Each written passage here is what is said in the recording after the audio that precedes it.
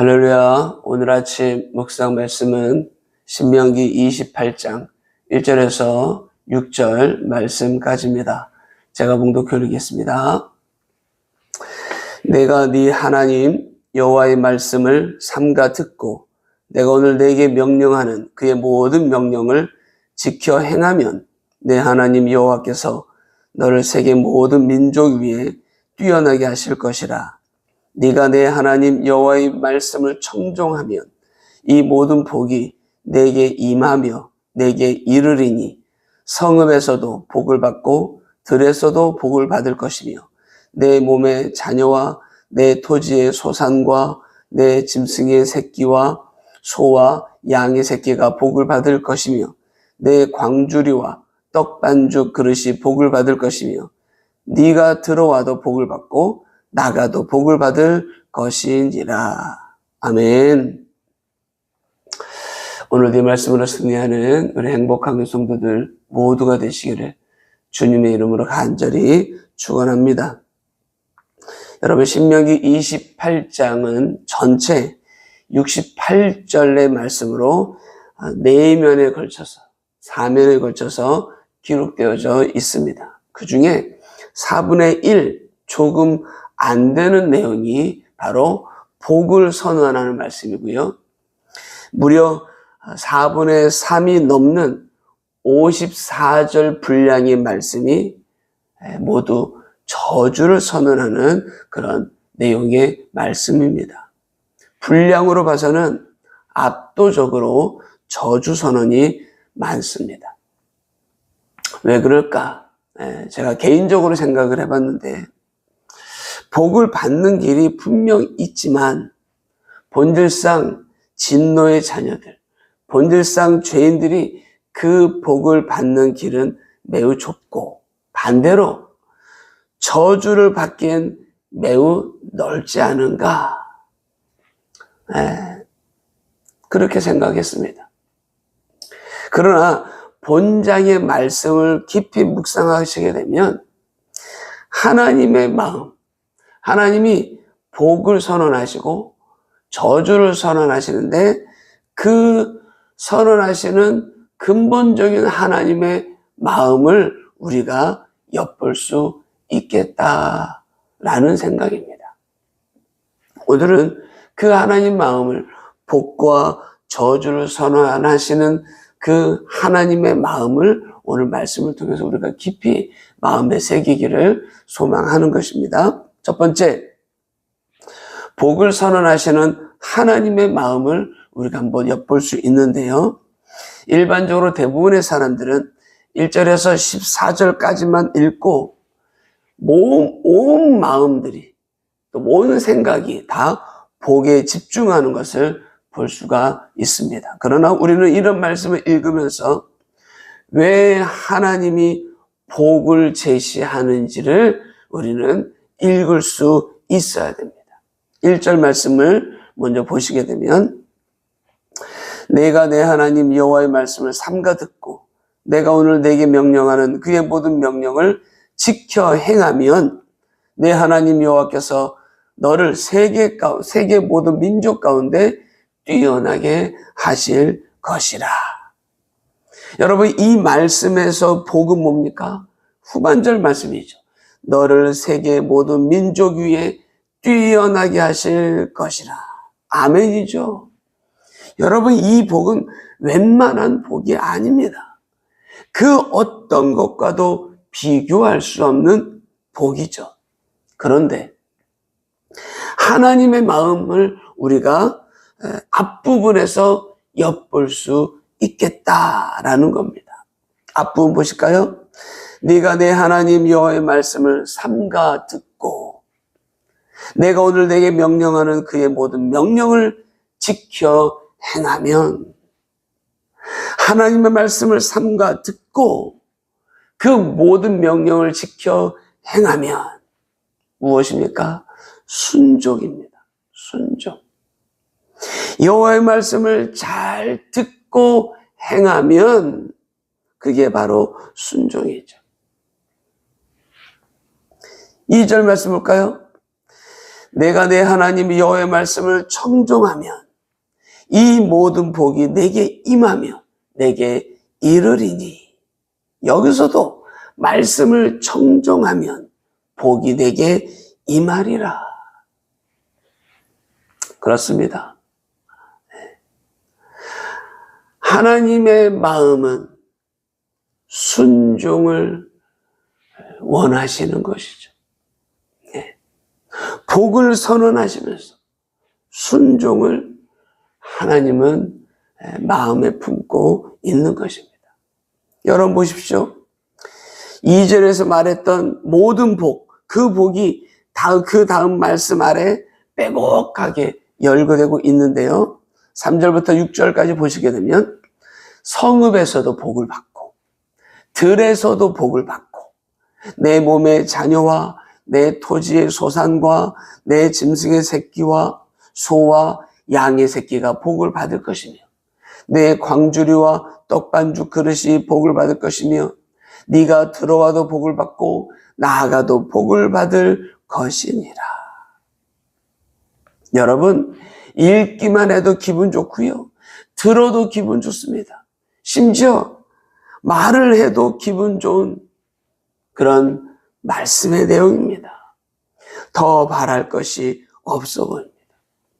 그러나 이 복은 하나님 말씀을 청종하고 하나님 말씀에 순종함이 전제되어야 가능한 복이다라는 것.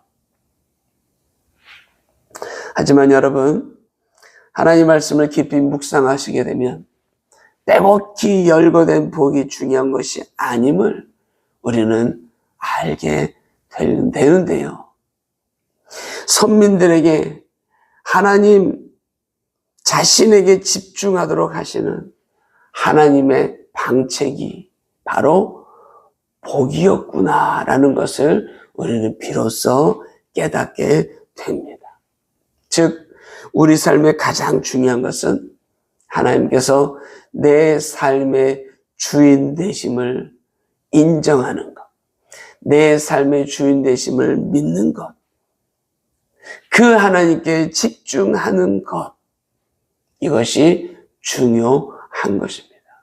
그렇습니다.